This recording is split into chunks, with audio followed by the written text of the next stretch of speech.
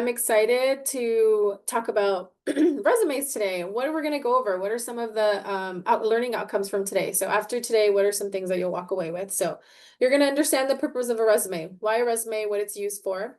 We're going to understand the structure and how to strengthen your resume. What makes a strong resume? What are things that you can do to make yourself competitive?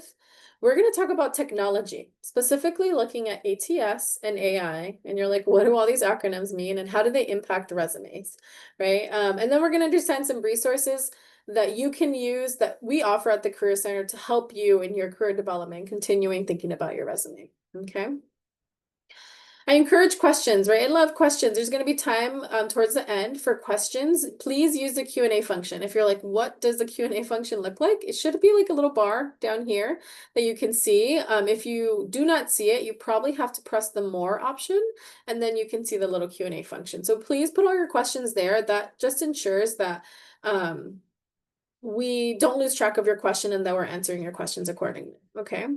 But with that being said, we're going to go ahead and jump into what we have going on today, right? So the first thing I want to start off with is talking about what do you find most difficult about writing a resume? Where are there spaces that you kind of get stuck with writing a resume? What are some difficulties you face, right? So I can try to address some of those in our session today. So this is going to be kind of like a waterfall activity. Put your answer in the chat. Throw those answers in the chat and I'll go ahead and open up the chat and kind of look at what's going on in there. So what is it? What is it with resumes that you kind of struggle with? What challenges do you have with resumes? Yeah, I see formatting is a pain. Yeah, I agree. We're going to talk about that. How to start and organized, what to include. No experience. That's a big one. I'm going to talk about that a little bit today or try to address that in my slides. How many pages it's supposed to be, selling yourself, right? The aspect of like, your resume is kind of your professional story a little bit. It's talking about what you want to do, where do you want to go. Verbiage that recruiters are most preferred in seeing. We're going to talk about that. What does that mean? How do we find those keywords that are going to be important to the employers or recruiters looking over resumes? Do we need a professional summary? Is it short? Is it long? Tailoring a general resume to each individual job application. Yeah. When I say tailoring, I think students they're like, I hate that word, right? They're like the idea that I have to tailor each of my resumes to the job applications that I'm taking on. Yeah, that's kind of tough, but we're going to talk about some ways to kind of make it more intentional in your job application process. All right. So thank you all for sharing. I really appreciate kind of some of the challenges that you all are going through, and we're going to try to address some of those to help your application process be maybe a little bit more smoother. All right, so let's start at the beginning, right? Addressing that question is like, what is a resume? A resume at the end of the day, it's just going to give a summary of some key things like your education, your experience, relevant skills, and it has a focused employment objective, right? The resume itself is geared towards something. If you're creating a resume and you know you want to go into being an accountant, right? Your resume should reflect skills and the industry of accountancy. So we want to make sure that the same resume that you would use to apply to, let's say, a scholarship or, a fellowship program would not be the same resume that you'd use to apply to a full-time career job or even an on-campus job, right? It just looks a little bit different. What's the purpose of a resume, right? It's the idea to introduce yourself to a potential employer. This could be in the form of applying to a job, right? That's kind of the first introduction an employer gets of you or gets to know of you is your resume. It could also mean that you're introducing yourself at a career fair, at a networking event, right? When we're at career fairs in those networking spaces, your resume is used as a networking tool. It's the idea that you're using it to introduce yourself in person to an employer, not necessarily through like a job application, right? So its purpose is to really introduce yourself to potential employers and make meaning of your experiences. This could be experiences outside of the classroom through clubs, organizations, through part-time jobs that you've worked, through internships. It could be experiences inside of the classroom. I know you all are doing such great work in classes with projects. So that could be things that we showcase on your resume. It's just about how we do it, right? At the end of the day, it's a tool to obtain an interview. It's not the end all be all. It's not the last step in your job application process. It's actually the first, right? It's the first step to begin your job application, to begin your job search process is creating that resume. But you really have to tie it together. The goal is to really get you to the interview, right? You want to just introduce yourself and then have the opportunity to continue talking about yourself, right? So please, I think sometimes when we think of resume, it's like the end all be all. It feels very daunting, but the idea is just to get you to the next step, which is an interview. Okay. So let's look at what makes a strong resume, right? So these are two pretty good examples of some resumes. Very straightforward, organized, right? Easy to see. It's well organized, right? I can clearly see the sections. I can clearly see the person's name. I can identify essential things like education, contact information, right? It's tailored to the job position or opportunity. The big thing of what makes a strong resume is that it's tailored to whatever opportunity you're applying to. What that means, right, is we're picking up keywords from the job description and we're making sure that it's in our resume, not just in the skills section, but also in the way you're describing those experiences in those bullet points that we see right here, right? We want to make sure that we are tailoring it to the role. It's easy to read. If you had weird fonts or if there was distracting things in the background, it could be hard for me to read, right? And we'll even talk about what that means in terms of technology. Why are these things so important? Why does it have to be easy to read? Why does it have to be well organized, right? Recruiters, employers only spend an average of 15 seconds reviewing your resume, right? If you think about sometimes the amount of applications they get, they're only going to spend about 15 seconds on your resume. So we want to make sure that you're making your resume easy to read, organized, and that they can easily find the information, right? If you're not doing that at the first instance that they can't find something or that there's not something on your resume that there should be, you go into the do not contact pile, right? So please keep that in mind as we're thinking about creating our resumes. So what's included in a resume, right? These are the essential categories. We have contact information, your education, experience, relevant skills, right? Relevant skills to the position itself. But there's not a one fit all resume. I wish I could say I have one template that's going to solve everyone's issue and every employer in the industry loves this template. No, right? That's not the case. It really is based off of preference and based off of what you're going to be using it for that moment, right? So here are some optional categories. We have awards, we can have a training section or certification section. Sometimes I've seen folks do like certification and training, so it's like all one section. There could be an extracurricular section. There could be conference attendance. What I will say with conference attendance, it's usually we list it if you were involved somehow, if you did some sort of presentation, if you helped organize some aspect of the conference, that's when we'd list it, right?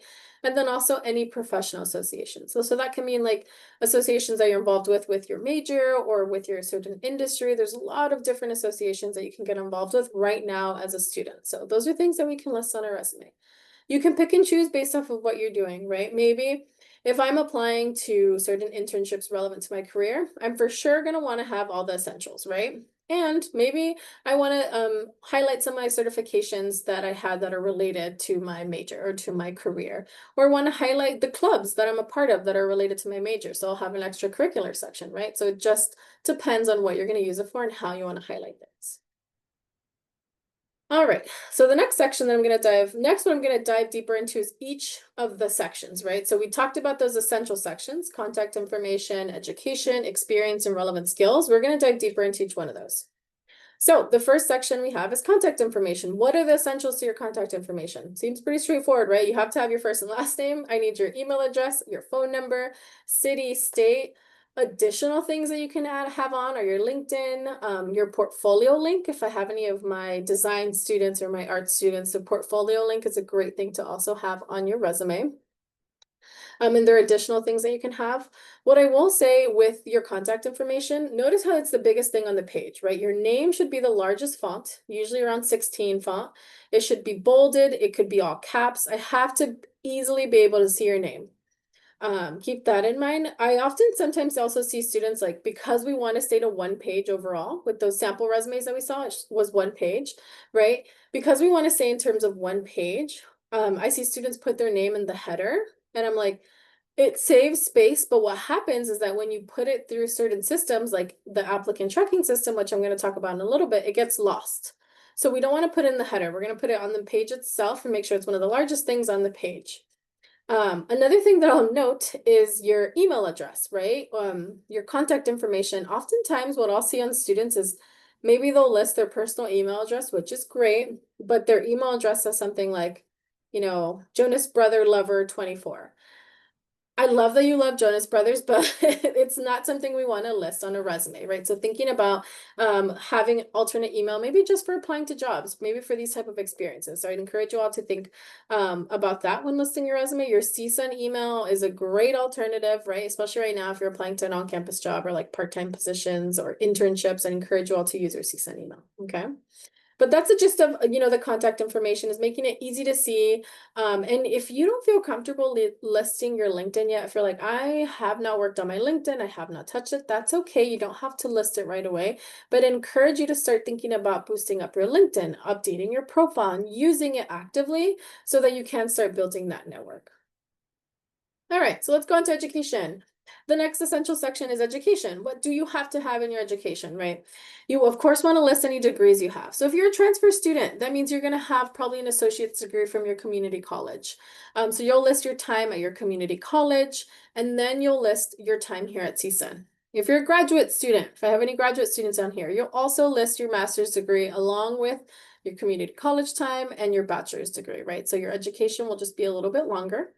So you're going to list all your degrees. Notice, right, things that are done to make it easy to read. I can clearly see that the bachelor degree is bolded, right? I can clearly see there's a minor. I can see the university, and all the dates are to the right-hand side. It's consistent, right? That consistency makes it easy to read. I don't also avoid using acronyms, right? So I mean, we're such a campus of using acronyms. You'll see CSUN, but other folks, maybe if you're applying to things off campus, they're not going to know what CSUN is. They might not know. Obviously, if we're in the local community, they'll be like, yeah, I know what CSUN is, but you want to spell out any acronyms, right?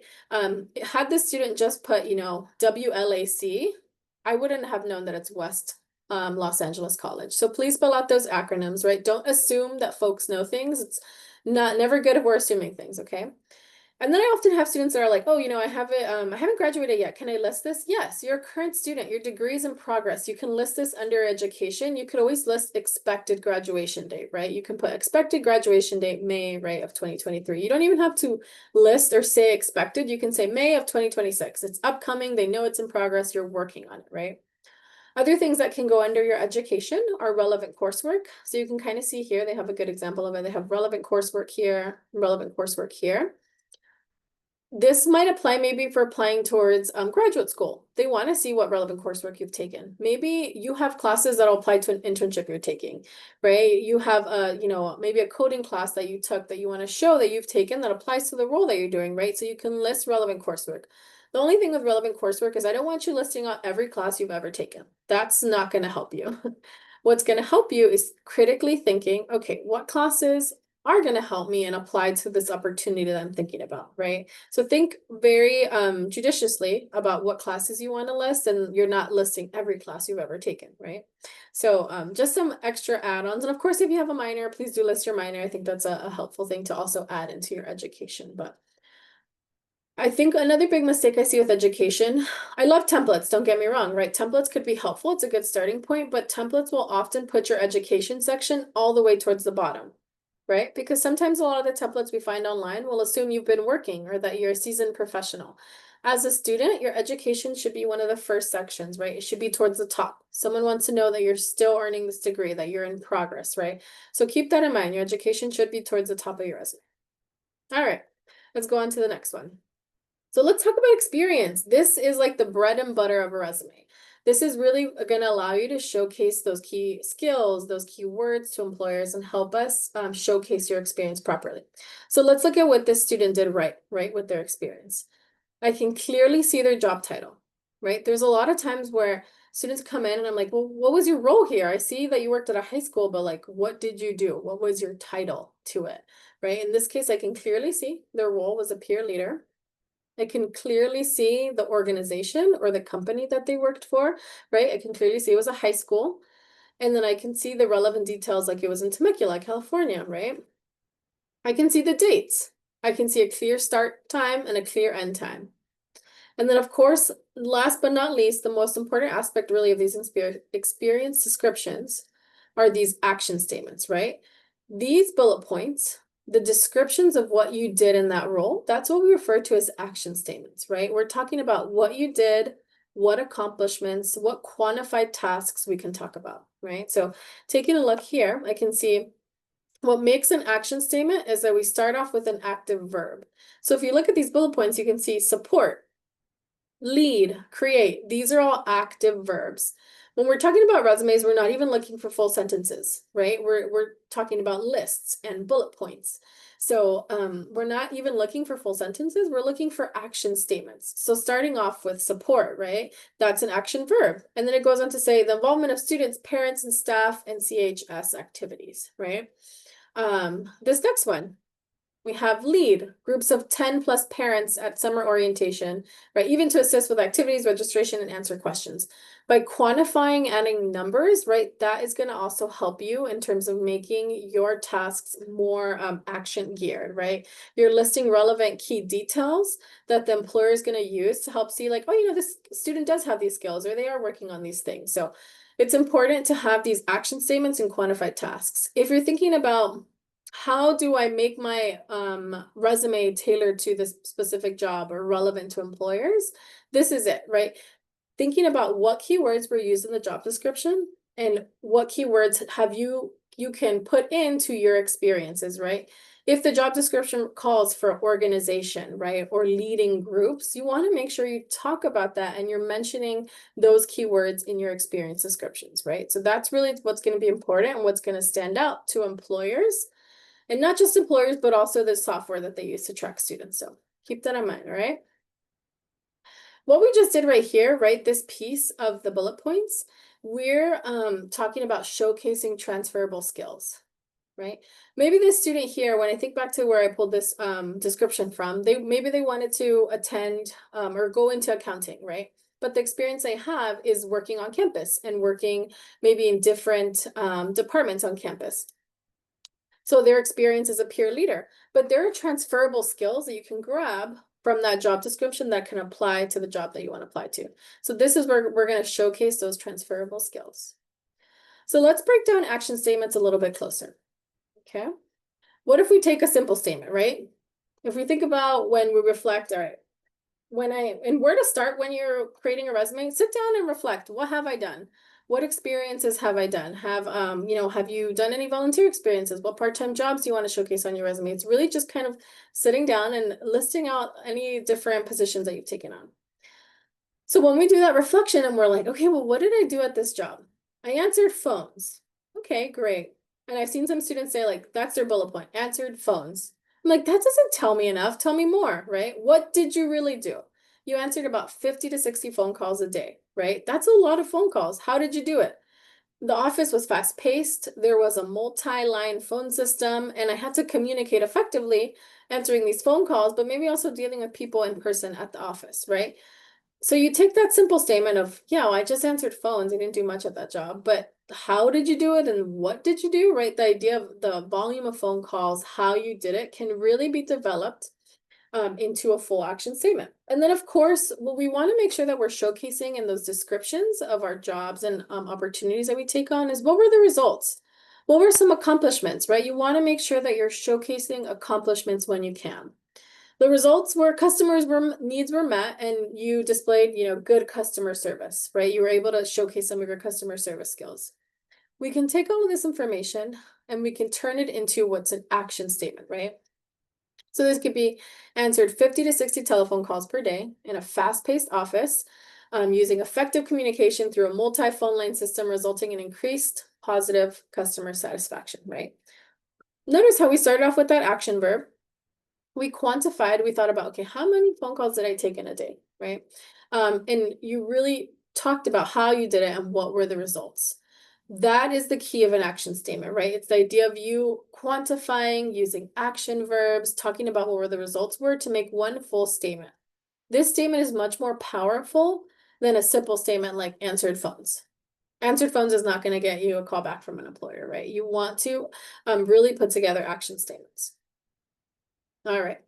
And we actually have a great action verbs list that we'll link towards the end. But I really like this list. It's in our resume guide. And what it does is it breaks down by different categories, right? So if you're like, oh, I did a lot of, I was a TA at a local elementary school and did a lot of training and teaching, right? Or I did IT for, the IT team on campus. I was a student assistant there. I did a lot of technical things, right? You can go down this list and be like, okay, let's see. If I want to talk about my technical skills, what's a action verb that I can use to start my action statement? So this is helpful, and you all will have access to this afterwards, but it'll help you in terms of thinking like, okay, what can I, what are some action verbs I can think of to help me describe my experiences? So they're just descriptive verbs that are using to express specific skills and qualifications. They are to be used definitely in your resume. You can use them in a cover letter or an interview. So really leaning on this list when you're prepping for these different things that are all through the job search process. All right, so let's talk about skills now, right? Skills is a very, I don't know why a lot of students struggle with skills. They're like, what do I list under skills? What does that look like for me? So let's break that down a little bit, right? You want to list skills that are relevant to the job description, right? This is where I go back. And if there's one thing that you take away from this workshop is that please, please, please read the job description, right? Make sure you're reading the job description, understanding what you're applying to, and that you are tailoring your resume to it, right? It's often that phrase that I say, it's like quality over quantity. You mass applying to over 100 jobs is going to get you the same results if you're submitting the same resume. But if you are intentionally slowing down, looking at your resume and tailoring it to it, I guarantee you the results will be a little bit better, right? So please take the time to read the job description. Manage length just like any other section, right? You don't want to have a skill section that's like a huge list of skills. We want to make sure you're being concise, and it really shows skill by you being able to critically think and think, okay, I'm only going to list skills that are relevant to this position, and really make sure my resume is concise so that an employer is not having to read through 3 pages of a resume and half of it is just your skill section, right? So manage the length of the section. I want you to also avoid subjective skills such as like hardworking, team player, passionate, right? These are things that you can talk about in an interview through your story, right? How are you a team? It's easier to show that you're a team player through examples in an interview rather than just listing team player in your skills, right? There's definitely other interpersonal skills that you can list in your skill section, but make sure you're backing them up maybe with examples in your experience, right? If you are saying you have strong communication skills, I better see one of your roles explaining how you had some sort of customer service role, helped customers, answered emails, or answered phone, like something that is customer service based so I can see it tied through, right? So please keep that in mind. Also focus on showcasing those transferable skills, right? These are skills that can be developed and applied in different jobs or situations. Some examples of transferable skills are like strong, organizational skills. We can talk about strong writing skills. If you know how to use like certain technical skills, right? So using a desktop or using Word or understanding Excel, those are skills that can transfer to different things, right? If you speak another language, right, and you use that, maybe you haven't used it in a work setting yet, but you do it on the daily life in your personal life, that is something you can list under your skill section, right? So please, thinking about those transferable skills that can be used in many sections will help you. All right, so here are some good examples of some skill sections, right? This is one example where students like listing them out, right? And this is another example of this person decided to do list version, but then categorize. So they have by leadership, they have technical, they have their social media management skills. This student wanted to go into social media management or like media, right? So their skills are tailored depending on where they want to go and what they want to showcase in their industry. If you're wondering what skills are necessary for my industry, this is where I encourage you to talk to your professors, talk to your peers, connect with people in your industry to understand what are skills that are important in my industry that I should be working on, right? All right, so let's talk about some of those optional sections, right? Those are those must-have sections in your resume, but a resume is all about preference. So you can have different sections based off of things that you are taking on. So one example is certifications/awards. So if you have any certifications or awards, or if you've been on the dean's list, that's something you can put on your resume, right?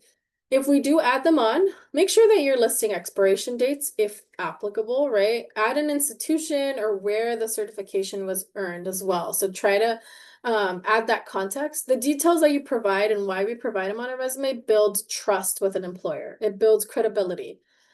The more detail you provide, like the city, the dates, when you work there, is like, oh, the employer's like, yeah, they provided these details, like this builds credibility and trust. Volunteer extracurriculars.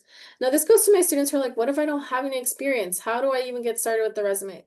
Volunteer, do extracurriculars, join a club, right? These are things that you can list on your resume to be a starting point. Your career is like, I don't even like to use the form of a ladder, right? But it could be seen as a ladder at the beginning. You need to start somewhere to jump to somewhere else, right? If you don't volunteer, join clubs and things like that, it might be hard to have a starting point for you. So these are things that you can include on your resume, right? If you know you eventually want to go into being a nurse or going into the medical field, you can volunteer at a local hospital. There's many hospitals in the valleys that offer this. I'd encourage you also to visit the Matador Involvement Center. They have great different opportunities where students can get involved and be a starting point, right? I think I have another one. Yeah. So this is another one. Someone who's just really involved on clubs on campus, right? Their president, their secretary, get involved on campus, hold a leadership position to show how you are involved and how you're kind of exercising these skills.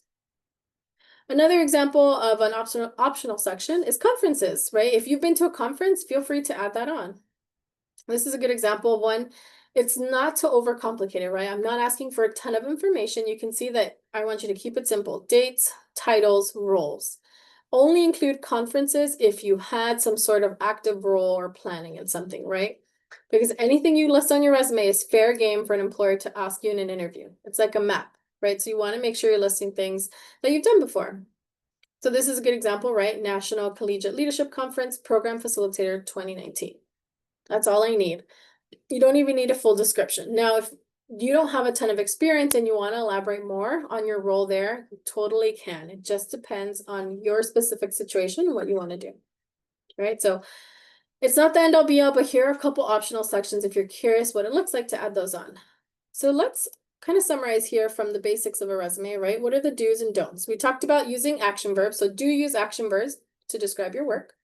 Make sure you're quantifying your results in numbers to give a clear picture of, the roles that you took on, the tasks that you took on. Include language from the job description. So we're talking about tailoring our resume. Make sure you're including language from the job description in your resume. Of course, if you have that experience, you want to make sure that you're showcasing it using the same keywords as them. Right from the understanding of the employer, right? So make sure you're really thinking about what does this employer need for this role and how can I make sure to put this into my resume. Next up, what do we not want to do? Avoid using first point of view writing and pronouns, right? So don't say I, like if I said I am, I am such a hard worker, right? You don't want to say that. You want to use not full sentences. You want to talk in those action statements when you're doing those description bullet points. Don't include subjective adjectives such as great, perfect, hardworking, right? Those are really hard to measure, right? We want to stay on quantified tasks, showcasing some of your accomplishments, right? Don't write too short or write too long.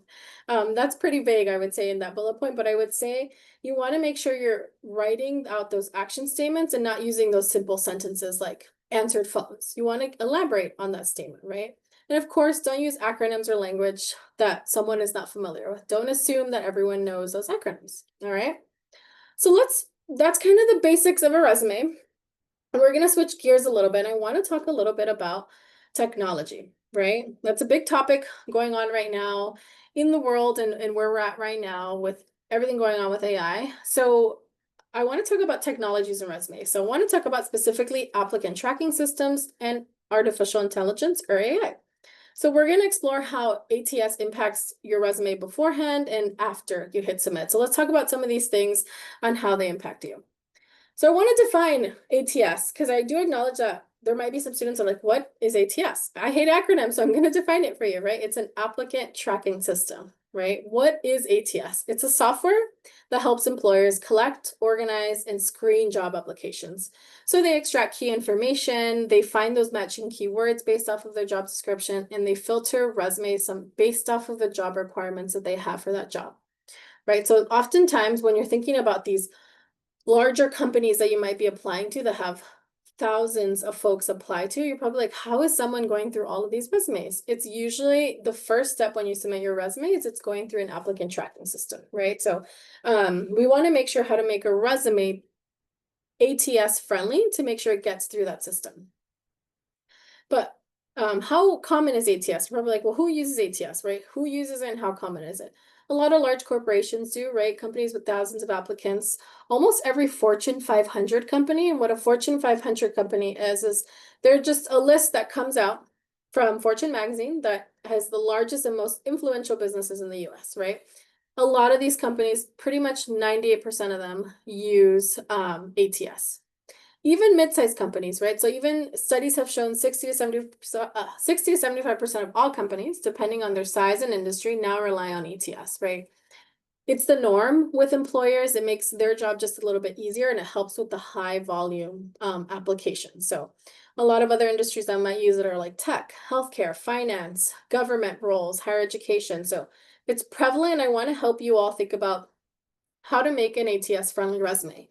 It's a lot about what we talked about already formatting wise earlier, right? But I want to kind of drive it home in terms of tips for creating an ATS-friendly resume. So what are some tips to make the most effective ATS-friendly resume? We want to stick to that standard format, right? We talked about some of those clear formats from top to down. It was easy to see, it was organized. ATS really likes reverse chronological format. So there's a lot of resumes when you list your experience, I'd want you to do it from reverse chronological, which just means your most recent experience backwards, right? So I'll list this role. If I was doing my resume, I'd list my role here as a career counselor. And then if I'm listing on my resume, the next one right under it will be the role I had just before this, so on and so forth, right? Columns, having multiple columns, text box, graphics, or tables are really confusing for ATS, right? Because it's a software. They might be reading if you have this fancy text box, or if you have like a fancy column with colors and you're using kind of these fun images on your resume, what ATS will read, it will read like blue, colorful box, right? And it'll put that in the ATS system, and it'll be confusing for it reading it, so it might reject your resume, right?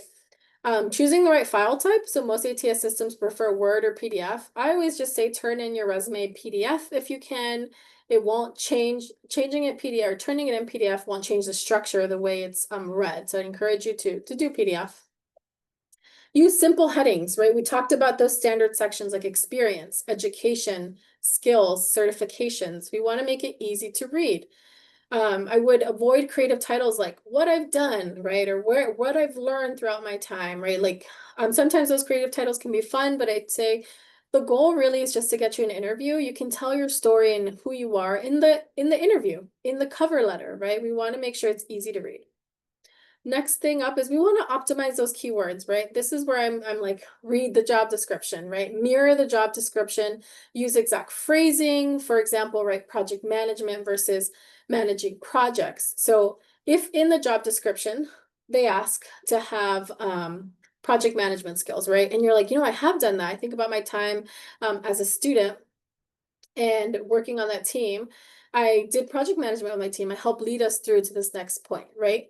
So instead of listing, but in your resume, you decide, I'm going to list managing projects. ATS won't pick up on that, right? You want to make sure you're using the exact same verbiage and keywords from the job description, right?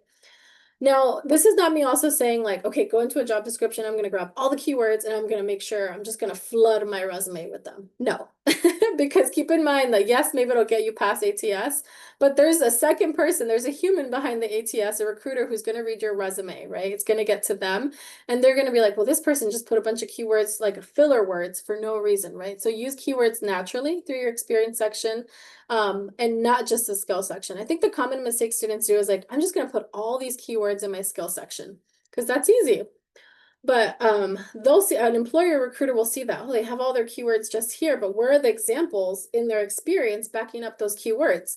So make sure you're also thinking critically about those descriptions you create for your experience bullet points, right? So let's do a little exercise to kind of drive this home. And I'm going to have you all kind of tell me which one is the ATS-friendly resume. All right, so we have resume 1. Beautiful looking resume, looks great. And then we have resume 2. Put in the chat, which one do you all think is ATS-friendly? Let me see if I can open up my chat here and where we're at. All right, I see some great conversations coming up, but put in the chat, which resume do you think is ATS-friendly? Yeah, you all have it, right? It is resume 2, right? We talked about this already, right? It's the easy to read, it's the top down, right? Resume 1 has a lot of things that could be changed that could make it a little bit easier to the ATS system. So let's look at what it looks like when ATS reads it. So this is an example, right? This is a pretty good example of what ATS reads when you put in a resume like resume 1, right? It's all jumbled up. It's hard to read. The spacing is weird, right? This is what the ATS is actually reading, which will cause your resume to maybe not go through to the next stage, right? So really just want you all to take that home in terms of what the two different resumes can do. Oop, let's see. So this was the resume submitted, right? This was the first one. And I'll admit, I actually got this template off of Canva.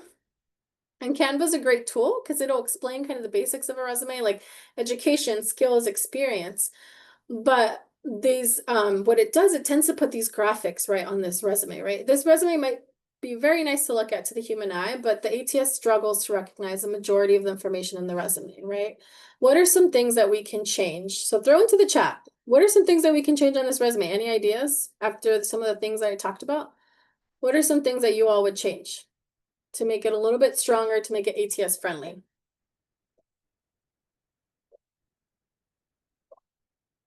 Remove photo. Yeah, that's a big one. Format, black and white better. Color doesn't confuse it. So I know there's some, like I would think about like media and like design. Sometimes you're like, I do want to like have a more, design friendly resume. That's okay. So color is totally subjective. It's preference. No columns. Yeah, we talked about no columns. It's confusing. It doesn't know which way to read. It jumbles up the text. You all notice this kind of fun background right here. It's really, ATS will read it as like watermarks, or it'll read like, if you're not turning it in properly and marking that art as like decorative, it'll try to read the art, right? So, and someone said contact under name. Yeah. So notice the contact information. Notice how it has these little fun, kind of like emojis, if you will, or images like for a phone or an email. That's confusing for ATS. So these are things that we don't want to put onto our resume, right? It's confusing and it's hard for it to read. So a lot of the things you all said, 2 columns, right? The icons for the contact information, the profile picture.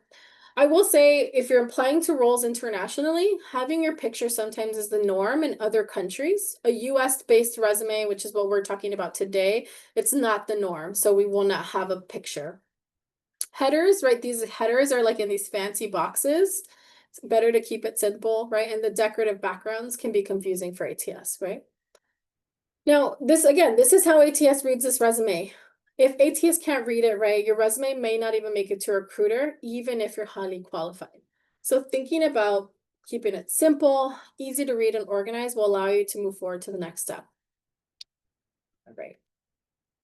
So let's look at the ATS-friendly resume, right? What works in this resume? It's a single column layout. It's the standard headings, experience, education, skills, text-based bullets instead of those graphics. We can see the clear job titles of things. I'm not having to search. I can see what the student did, who they worked for, what their role was, what cities they were in, right? This version might be a little less flashy, but it uploads smoothly. It has the key details, the name, job, skills, and they're all captured correctly, right? The idea is to get you to the interview. It's not the end all be all. I know sometimes students feel like, well, it's really hard to disseminate who I am into a resume, right? It's just an application tool, right? It's just used for your job application. If you do really want to tell your story, we have the power now of LinkedIn. This person has LinkedIn on their resume. The recruiter can easily follow that LinkedIn link and see your story via LinkedIn, which is so important for you to update your profile, connect with folks that can tell your story better maybe than this resume can, right? So keep that in mind if you're feeling very boxed in by, just this one resume format, or just having this very simple, like easy to read resume, right? It's not defining who you are. It's just supposed to define some of your experiences. All right, so let's switch gears now and look at another aspect of technology. So that's technology that recruiters are using, right? They're using ATS to help them in their screening process, but how can we use technology from the person who's applying to jobs, right? We know AI is out there. I'm not going to pretend and be like, you all are not using AI, because we all are, right? I'm using AI. So my goal here today is to talk about how to use it, right? AI is our friend, but it's not a fix all. And that's kind of what I want to talk about today. So what is AI? It's artificial intelligence. That's what it stands for. It refers to computer systems that are designed to perform tasks that usually require human intelligence. So this could mean understanding language, recognizing patterns, and generating text. What are some examples of AI, right? ChatGPT. We all have access to ChatGPT because of the CSU and the campus buying the software. We have Google Gemini, and then we have Microsoft Copilot. Often folks are like, where's Google Gemini? If you've ever Googled now, and you're usually towards the top now, Google Gemini will summarize kind of like the key points of things that are found based off of your question. So this is what AI is, right? And I know some of us have already been interacting with how to use it for resumes, right? How to, if they're using software to track keywords and things, how can I make myself, you know, a strong candidate and use AI as a friend, but not a fix-all, right? And what does that mean, right? You should, if you're using AI to like generate your entire resume, you're doing it wrong because employers will say this is generated by AI. As someone who reviews resume, I can see when a student has went into ChatGPT and said, you know, create me my whole resume, or like, this is what I did, and kind of give very vague details and said, create me my resume. I can usually see it, right? So we will have to know how to use AI ethically, right? We want to use AI ethically and to our advantage. So what are some ways to use AI? Use it as a brainstorming partner. We talked about action verbs, right? Or if you need help paraphrasing certain things or phrasing certain experiences you have, use it as a partner. Talk about action verbs. Ask it to generate the action verb list that we talk about, right? What AI is really bad at is creating human voice. It's a computer, it's a software. It can't create a human voice. So I encourage you to keep your authentic voice, right? So edit any AI suggestions so they sound like you and not a generic job ad, right? If you are just asking it to create a description for a job and you're copying and pasting and putting into your resume, you're doing it wrong because you're not adding your human voice and making sure that it's not just generic. If you're asking it the same thing and 30 other students are asking it the same thing, then it's probably producing the same answer for all of you, so that when an employer is looking at resumes and they realize all students have the same descriptions, they're going to be like, they're all using AI, right? And they're going to go with the student who spent the time to tailor what was in there, right? Use it to find keywords. I'm a big proponent of like using it for research. So if you have the job description, copy and paste the job description and say, you know, AI, can you help me? Or, you know, AI, you know, ChatGPT, can you help me find the keywords in this job description? What are some things that I can focus on? What are some things that seem important for this job? Use it to find keywords to focus on, right? Fact checked everything that AI pulls off, right? So double check dates, titles and accomplishments. What AI tends to do, especially with resumes, it like fills the gaps in. When you don't provide all of the details of something, like if you're like, you know, create the description for the time that I was a counselor, a summer camp counselor in, you know, the Los Angeles summer camp. If you don't provide it dates, if you don't provide it tasks of what you did, it will just fill in based off of what it thinks and knowledge out there, right, on the internet. You do not want that, right? You want to make sure that it's not just filling in the gaps. If you, I'd encourage you to use like AI to help you think about how am I tailoring my resume to the role. You can use it to leverage for clarity, right? If something is way too long or you're just not finding you have, you know, your simple sentence, you've gone through a couple times filling in and adding details and you just want to make sure it sounds clear, you can ask ChatGPT, like, you know, does this sound clear? What am I doing wrong? Does this make sense, right? It'll help with clarity in terms of your writing for a resume, right? What we don't want you to do, right? Don't misuse AI in your resume. Don't just copy and paste any output. Again, recruiters can spot things that are generic, over polished, or if you're using like a lot of buzzwords, again, you're trying to like inundate your resume with keywords, employers and recruiters can always tell. So stick to your authentic voice, right? Don't fabricate experiences, right? You shouldn't invent job skills or achievements you don't have. Anything that you talk about on your resume was only going to get brought up into your interview. So you want to make sure you can back up, right, in terms of skills. And don't over rely on AI formatting. Sometimes when you like copy and paste from AI, it'll create like multi-column designs that again don't work for ATS. So keep in mind the formatting. Think back to the formatting we talked about earlier in the presentation. Don't strip away your personality. Just like I said earlier, it's really poor at creating a human voice. Always do the final pass yourself. Ensure the resume reflects your story, right? Don't just copy and paste from ChatGPT. Make sure that you're just using it as a friend, as a co-pilot, right? To kind of sum it all up, right? AI is a tool. It's not a replacement. I encourage you to use it as a tool in kind of your back pocket to help you as you're thinking about how to tailor your roles to the jobs that you're applying to, right? It could be helpful. You can use it to polish and kind of sharpen certain things, but you are the driver ultimately of your resume, right? Employers want to meet the real you, not a generic version written by an algorithm. So I encourage you to just use it as a tool, not a replacement. All right, so what are some resources that we want to talk about today? I talked about the resume and cover letter guide. Maybe one of my team can link it in the chat for everyone. If you're like, where do I get started? I don't know where to start. We have a resume and cover letter guide to help you get started. It's a great kind of starting point. We'll link it in the chat for you. What if you're like, I want access to additional resources? I want more videos on resumes or the application process or even interviewing. We have CareerLink. CareerLink is a great resource. It's a career exploration, a career development site where you can go in and get guides on resumes, interviewing. You can access certain like skill sites, develop skills or explore grad school. It's a very helpful site. I encourage you all to visit it. And what if you're like, all right, I have my first draft of my resume, Genesis. Can you look at my resume? Yeah, we can look at your resume. We have drop-ins. So if you need more help, we got you, right? We have drop-ins Monday through Thursday. These are our hours. This is where peer educators and counselors are available to help with any questions you might have. It could be resumes, it could be cover letters, it could be, I don't know what to do with my major, right? Anything career development, we got you. So please come into our drop-ins. We have them Mondays and Wednesdays in person, Tuesday, Thursdays virtual. You can find all of these hours on our website, which is csun.edu/career. And then last but not least, a shameless plug, we have an event coming up. Are you ready to put your resume into practice? Come to our career fair. That's Wednesday, September 24th, which is next Wednesday already. So a week from today. How exciting. Here's a QR code if you want to register. If you want to put everything we talked about in terms of resumes to work, come to the put everything we talked about into your resume, all the skills and stuff. Come into drop-ins to get it critiqued, and then let's go to the career fair together to see if we can talk to some employers. Okay, it's such a great opportunity to practice your networking skills. Before we pivot into the questions, I have one last poll. So please, Shannon, if you want to launch the second poll, and then we'll go into our Q&A. So we're gonna have you all answer some questions for us, and then we'll go into the Q&A section. All right. So you should see it pop up soon. There you go. Perfect. Takes like 2 minutes, so take 2 minutes, help us out, answer the poll, and then we're gonna jump into some questions. And then while you are finishing your poll, follow us on social media. If you're like, how do I stay updated with the Career Center? What's going on? We always have a workshop.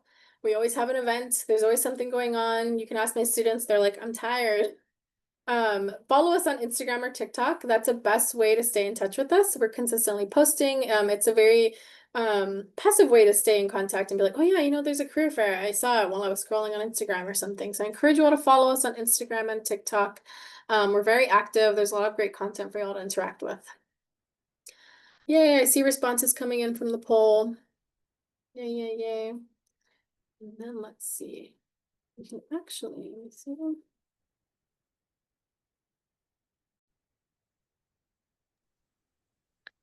We have an interesting question from someone, and they're asking, how can I write my experiences to attract jobs while reflecting myself? Yeah. That's a good one, like how reflecting yourself, right? And it was kind of what I was alluding to earlier, right? It's not like I'm trying to tell you to be like, there's only one type of resume. You can't put any of your personality in it. No, right? I would say it's about thinking about those experience descriptions that you have in your resume. So thinking about what you did in that role, how you did it, and accomplishments that you want to showcase. For example, like if I think about my role here, what I think is my biggest accomplishment might differ than what my supervisor thinks my biggest accomplishment is, right? So if you're sitting and you're thinking, reflecting through the job experiences you had, think about things that make you proud, right? What did you do in that role that you really enjoyed, that made you proud, that you want to showcase on your resume? So I would say that's kind of the best way I would answer that question, to still get your voice across of what makes you proud, but still tailoring it to the job description. That's such a good question, such insightful question. Okay, that does pretty much wrap up our Q&A. We do just have, I know you touched on it earlier, but a lot of students are just wondering if they themselves feel like they might still have some things that they need to work on. For example, the student suffers from social anxiety. They feel like it takes them a lot of repetition to obtain skills. How do they accurately reflect themselves on a resume so that when they get to an interview, there's not this big disparity? Yeah, that's a great question. And I've been there, right? When we think about you're like, Okay, Genesis, I got the resume part down. I can showcase what I need to get to the next step. But where am I getting stuck is the interview, right? How do I make sure that I'm showing up like I feel like I'm displaying myself on my resume? The only thing I can say to kind of help with that aspect is practicing, right? Practice networking, practice connecting with folks and talking about yourself, right? Talk to your professors. Often students are like, well, how can I practice? Talk to your professors. Talk to them about what you want to do. What are your aspirations? The more you talk about yourself and you get used to saying your story, maybe the easier it'll get, right? There's really only kind of that one thing that we can do to help with that aspect of social anxiety and kind of speaking about yourself is um, practicing in the space of like going to career fairs, attending panels. You're doing it right now, right? So that person in here, kudos for you being here because you're here right now. It might not seem like a lot, but you're engaging and connecting with others, maybe via chat, even submitting a question, right? So it's just about practicing it and kind of making it feel a little bit normal to tell your story. We have also the power of LinkedIn, where you can really take advantage of what you want your story to be and showcase that on your LinkedIn from your about section, from who you connect with, from posts that you make, right? Sometimes it's a little bit easier to do it online, but I still encourage you because a lot of employers do enjoy that in-person interaction is to attend different events, know what's going on, and practice that skill, be it from getting an on-campus job, right, or volunteering with a local organization to practice the ability of like socializing and just introducing yourself and talking about yourself to others, right? You don't know until you're in there practicing kind of those type of skills. Yeah, such a good question. I see I some know. Oh, contact information, so I'm just going to share my screen, but go for it. So, Sarah. I know we briefly went over this for experience, but I'm sure many people have the same experience and want clarification on it. And Manolo brought it up in the group chat. What if my experience doesn't align with the position I'm applying to? Yeah, my answer to that is it does, right? It does. You want to identify transferable skills. There are skills in your role that you probably have now that you're like, oh yeah, it does line up with the job that I want to apply to. It's just about how we're identifying those transferable skills in the work you do now and how we're applying it to the role that you aspire to have. So it does add up. And if you're like, all right, I need help seeing this, please come in to drop-ins and we can look a little bit closer at your experience and talk about some things that you do in that role and how it can align to your overall career. I know we've all been there. Promise you all you'll find transferable skills in whatever role that you take on. But with that being said, Shannon, is that the last of it? Because I see our time here. Yeah. Yeah, I'd say there's a few that are currently being answered, but as far as Q&A goes, yeah, I think Okay, we're cool. good. So thank you all. Thank you all to my team. So thank you all for being here. I want to respect your time and let you all go. But if you all have any other questions, this is our contact information. Please feel free to email us, call us, come in person. We're open right now until 5 p.m. On Fridays, we close at 4. We're located in Brayman Hall 413. This will be recorded and posted to our YouTube channel, hopefully by next week. So if you wanted to rewatch the recording, you can. But I just want to say thank you all for coming. We do have more workshops later in the semester, so please check out our website for our workshop schedule. I had a lot of people I feel like allude to like interviewing or like networking. We have great workshops on interviewing and building your brand, so I encourage you all to come to that as well, right? Make sure you're career ready, you're launching your career. But with that being said, that's all I have for everyone today. Thank you all for coming to today's session. Bye.